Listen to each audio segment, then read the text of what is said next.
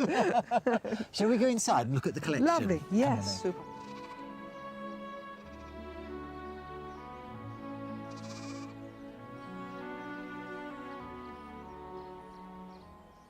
Penny, I've been so looking forward to this meeting because I am a big fan of Verwood pottery. And this, for me, these costrels, the old Dorset owls, are what it's all about. I just love them. Where did the passion start for you?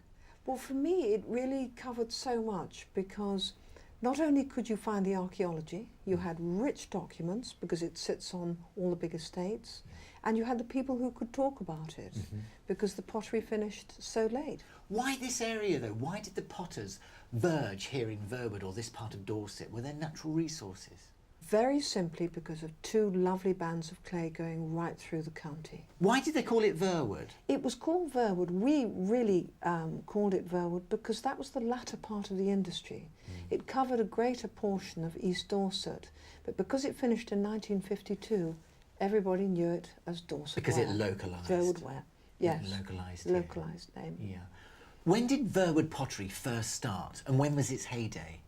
The heyday was probably in the 18th century when there were the most kilns working at that time. I think in the heyday they would have provided everything for the cottage, from ridge tiles to oven doors to delicate little pots. Just domestic wares as well. Just domestic wares. You've got some wonderful examples here. Can we talk about a few of them? Let's talk about this. That's a beauty. That's one of the earliest pots that we've got, and that was excavated in a village called Horton within East Dorset. It's a kiln which ran from 1640 to about 1730. It's a beautiful pot, but in fact it's a waster. And what do you mean by a waster? A waster is a pot that was damaged in some way which the potter considered wasn't any good for sale. Waste. So it was chucked. That's right. And like most of us, we've got a best side looking to the camera, but if you look at the other side, you can see where a pot has exploded on it. Yes. And that's why the potter would have thrown it away. What sort of value would you put on that? Well, probably in the region of £2,000 or £3,000, I would think. A lot of money. A lot of money. With all your experience over the years of handling, understanding the texture and the shape and the form, what tips could you give anybody on understanding and identifying Verwood? It's very difficult. You have to handle it and get to know it. Obviously the costrel is very well known. And It's a the form cliché of it. shape. It's a particular shape to East Dorset. But the other pieces are more difficult. But essentially it's this lovely sort of greeny yellow glaze. The baskets, they look quite interesting. What were they made for? The baskets, they're rather fun. And really they're for putting either primroses or violets in. They would have been thrown in a circular dish and then pushed in and then the handle attached afterwards.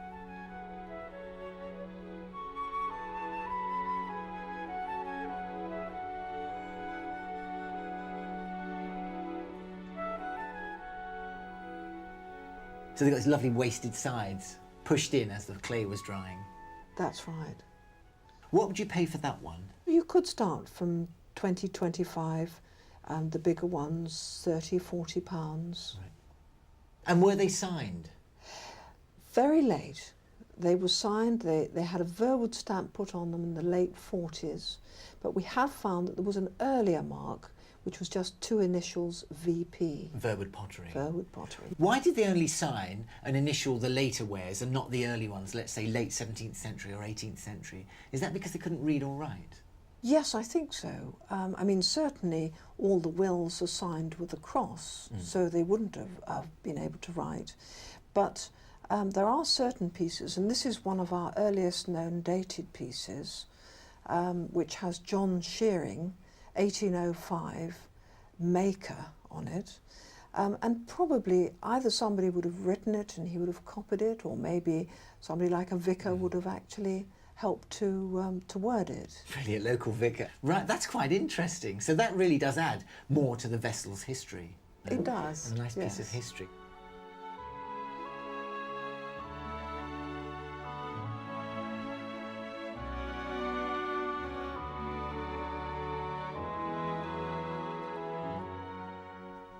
Entry level, if anybody wanted to start to collect Verwood, what's a good entry level? I think a good entry level probably are these little jugs. There's a lot of them about, and they're beautiful shape. They're sort of low slung bellied jugs, and you can probably get one of these for £40. If you want to start on something a bit smaller, you can start on the ashtrays. I mean, the potteries desperately tried to keep going, and they tried to produce things which would have been fashionable at the time. So an ashtray was one. And affordable, I guess. And affordable. Top end of the market would be a Dorset Verwood owl like this. £200 to £300 depending on condition. Probably. In auction? In auction, you'd pay a lot more, actually. So you'd be well advised to perhaps look out of the county where it's not so well known, because the people who sold the pots, the hawkers, would have gone as far as Portland, up into Wiltshire, up into Hampshire, and those are the places to look.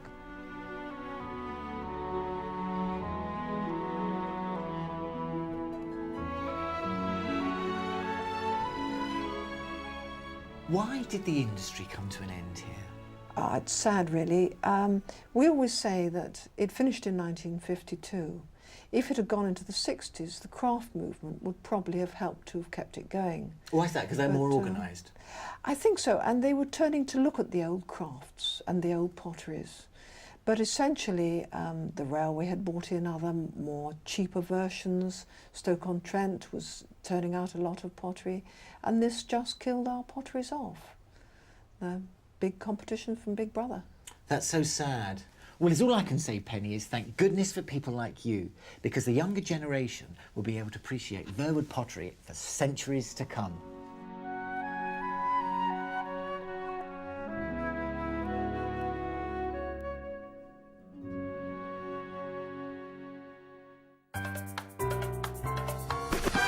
Welcome back to the Bournemouth International Centre, where our experts are still busy canvassing their opinions to an adoring public. And we've already found some fantastic gems so far, but we've still got half a cabinet to fill. So let's go and find out what else is out there. Maybe Nigel will go up in the opinion polls with the next item he's found. Well, Dorothy, this bowl's been the wars a bit, hasn't it? Yes, definitely. But I gather it didn't cost you an awful lot of money. No, only 50 pence. 50 pence? 50p. Right. How long ago was that, do you know? 1977. Oh, well, 50 pence, that was my pocket money then. So do you know what it is? I'm not sure. No. Well, it's very, very typical of early Moorcroft, really. Quite intriguing on the base here. You've got a WM incised mark, which is not a typical Moorcroft mark at this period. And I think it could have been the piece made by Macintyre's when William Moorcroft worked for Macintyre's, and that would be before 1913, so it's quite an early piece, really. And they call these early bits Florian wares often. Very pretty, nice subdued colours. You've got this nice inky blue, which is typical of those early pieces. But it's a bit intriguing, isn't it, that it hasn't got a mark on it? No. Not a typical mark, so there we are. And is it hand-painted? It's hand-decorated, yes. It's all hand-decorated. It's a handmade piece. Now, we've got to take into account the condition of it. It's been a little bit nibbled, and you've got to crack down one edge, really. But I would have thought we could probably get £80 to £100 for it. Oh, that'd be very nice. How's that grab you? Very nice. Yeah, so I think we might show you a bit of a profit on this. Oh, yeah. Is it something you particularly like? Well, I do like it, but I don't use it. It's been in the loft for about 7, 8 years. Right, so why are you selling it now? Well, I just saw it advertised that Flog it was on, and I thought, well, I'll try and bring a few bits and pieces that I didn't want anymore. And what are you going to do with the vast amount of money we're going to raise for you? Well, if it's less than £100, I don't suppose I'll spend it. I'll just save it. If it was a lot of money, which I doubt it is, I wouldn't mind going to Australia for a holiday. I think Australia's ambitious. Yeah, I think so too. But it might take me to Denmark for a I was thinking weekend. of. Peter, this is quite gorgeous. Tell me about how you came by this. Well, when I lived in Hythe, a lady up the road used to feed all the birds, and I was into ornithology and used to go around and see her. And one day she just gave me it, and that's how I come across it. And how old were you? I was around about 10. Well, I never. And you've held on to that since you were 10 years old. Yeah. Well, I think I take my hat off. I think most 10-year-olds would have lost that by now. They've sort of thrown it or swapped it when you're 20. I don't want that. Or giving it to your first girlfriend. And I'm pleased you said you're an ornithologist because I'm struggling. I think it might be a coot or a moorhen, I'm not sure. Or a chick, but it's got webbed feet. What do you think it is? Well, to be honest, I'm struggling. It just looks like a duckling of some description. It does, doesn't it? Hasn't got the duck's beak, No, though. no, I agree. Yeah. But it's so sweet. It really is sweet. It's beautifully hand-carved, hand-modelled. It's silver, and it's Dutch. And it's late Victorian, and the Victorians had this massive fascination for quirky little animals like that you could turn into vestas, matchboxes, snuff boxes, pill boxes, salt and pepper cellars. And this looks like it's been used as a pepper pot.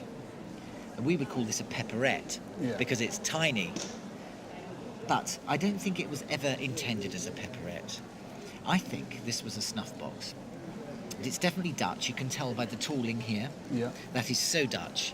And in the fact that the way it's tooled, it's heavily done, so it's embossed. You can see it going right through on the back. Oh, yeah. That's a characteristic of the Dutch silversmiths.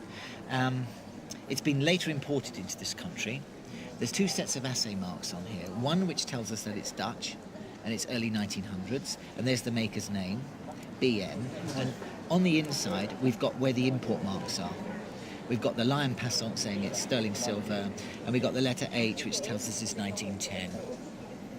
So, all in all, I think this is super. Now, any idea of value? To be honest, I've no idea. I've been told it may be between 50 and 80. You're bang on there. There's no surprises, unfortunately. No. There's no wow factor. I think if we put this into auction, safely put a fixed reserve of £50 on it. Yep. And I think it should get hopefully 65 to the £70 mark. 50 to 70 is about right. And I personally believe if this was a pepperette, you open up the bottom here, the aperture to put the